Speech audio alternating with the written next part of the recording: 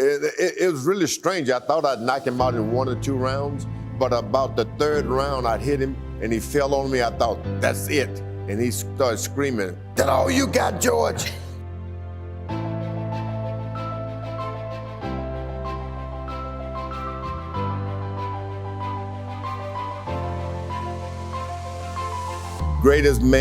The greatest man I ever met. To say he was the greatest boxer is a put down. He was bigger than boxing. He was bigger than anything. I mean, if you are a movie star and you went out to see Muhammad Ali, you become a better movie star, a better lawyer, a better doctor. He was truly the greatest. 12 years old, someone stole my bicycle. I went to a home show where they display cars and refrigerators and household utensils and everything. And I went there and left my bicycle outside and came out. It was a drizzling rain that night, Saturday evening, about 9 o'clock. The bicycle was gone. I just got it for Christmas. Somebody asked me where was the nearest police officer. And they said in the basement, the same building that I just came out. And a fellow named Joe Martin was training amateur boxers in a room about this size.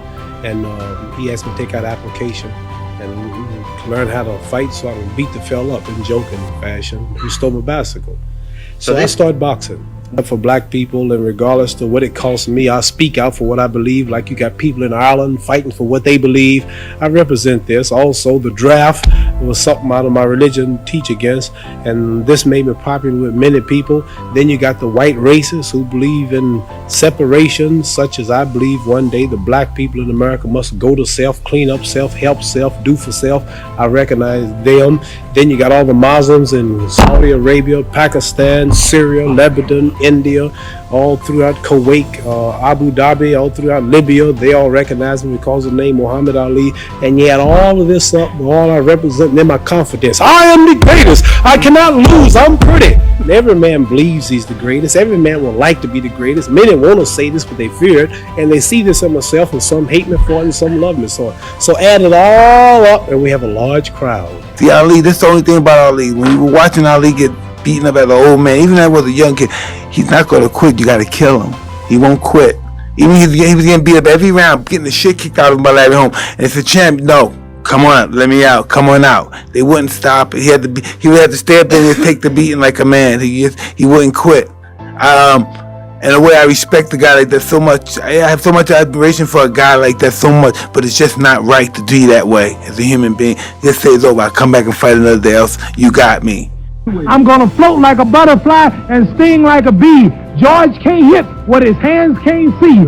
Now you see me, now you don't. He think he will, but I know he won't. They tell me George is good, but I'm twice as nice. And I'm gonna stick to his butt like right on right. What do you think about the other black athletes like them who in their time have had influence or would have been in a position to have influenced people, their own people and sort of thing, about their attitude, which is certainly slightly less moderate than yours, or slightly more moderate rather than yours? Well, they go down in history just been athletes. They don't. I'm giving more praise and credit for what I'm just doing down this show than coming here and beating 5-year English champions. Oh, at the same time? Because right now, black people, when you show this show, are home jumping, home shouting, because they don't have the nerve to say what I'm saying, and nobody has never said it, and they're just so happy to see a black man who will stand up and jeopardize every quart he's got to tell the truth.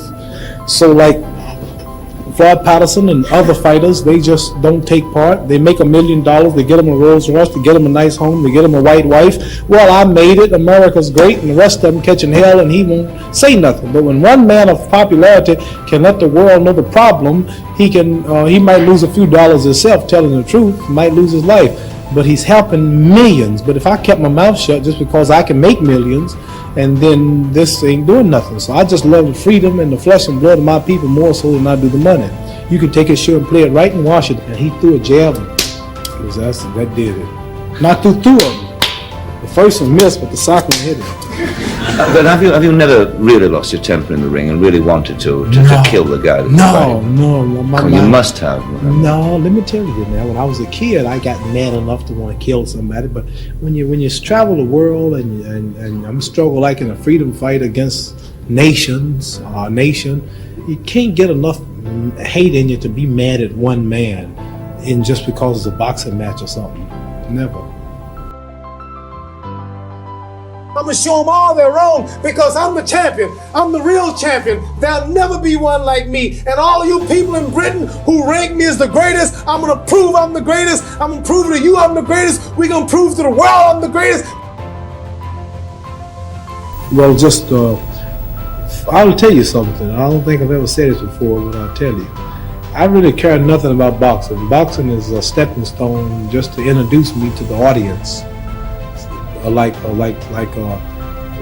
if I was still in Louisville, Kentucky, and never was a boxer, I might get killed next week in some type of freedom struggle, and you never read the news. But now, if I'm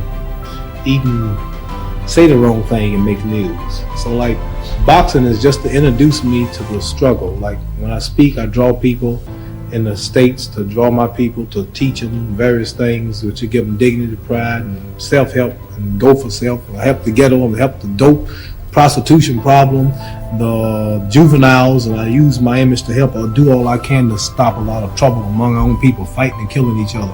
So boxing is just going to be another year, but my main fight is for freedom and equality, and this is what I plan to do in boxing.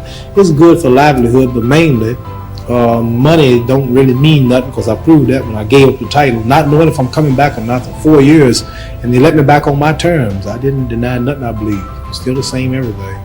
So if even today, if my title hadn't been given back to me, if I got such in poverty where I had to go find a job, I would have did that.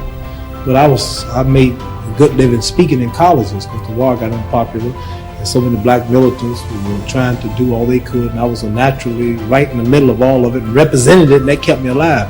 But if I couldn't fight, I would still not be fighting. So number one comes freedom first for my people, equality, and this is what I plan to do after I'm through fighting, working with nothing but the people, the little people in the alleys, the wine heads, the downtrodden people, going out among them and helping them with my image. And my brains are so wise. See, my brains beat Joe Frazier. Out-thanked Ken Norton. I plan my fight round by round. First round, I might say, well, I won't knock him out. He won't knock me out. But I'll get the most jabs in. I'll keep my distance. I'll get the most points in. I'll win that round. Second round, I'll just take my time. I'll stick him. Pop, pop, keep moving. Move on Foreman. Keep moving because he can't move. Keep moving. He'll be trying to corner me, cut the ring off, tack him. Pop, pop, pop, pop, pop, pop. Back him up, time him. Pop, pop. Won the second round. Then he's getting worried. Oh, I gotta get him. He's starting to drop his bombs. Make him tire himself out. Whatever happens, I win the most rounds. See, I'll think a man. See, the matador beats the bull. The bull is the strongest. Bull hits the hardest, but the matador is the smartest. Man conquered all the beasts in the jungles, got them in cages, but the beast can whip the man. See, it's the brains. Man got me here in a few hours on a jumbo jet. Man didn't pick the jet up and carry it, just threw it through the air, but man's brains made the engine and the pistons and put it together. See, my brains will offset this money.